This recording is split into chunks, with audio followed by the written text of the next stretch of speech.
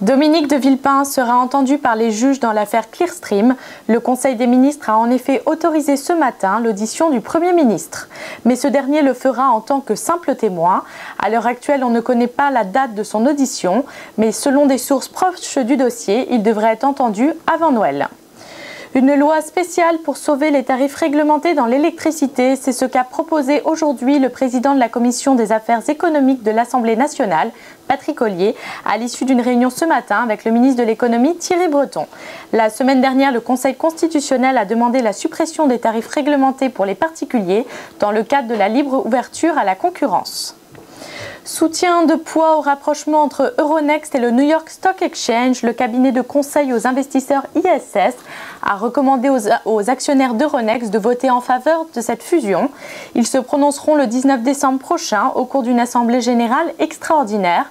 Le lendemain, ce sera au tour des actionnaires de l'opérateur de la bourse de New York de donner leur avis.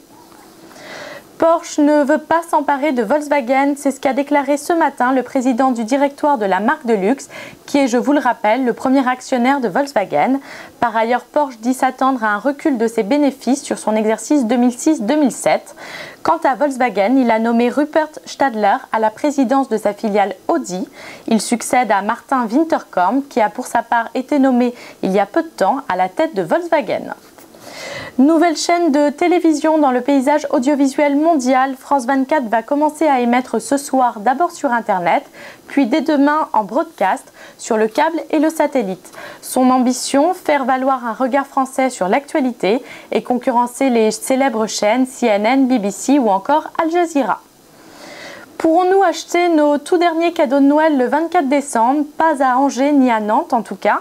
Ces deux villes ont d'ores et déjà interdit l'ouverture des dimanches ce jour-là, puisqu'en fait cette année, le 24 décembre tombe un dimanche. Pour le ministre du Commerce Renaud Dutreil, il serait absurde qu'on ne puisse pas faire ses courses le 24 décembre. Prochain flash à 18 h pour la clôture de la Bourse de Paris. En attendant, retrouvez toute l'information sur latribune.fr.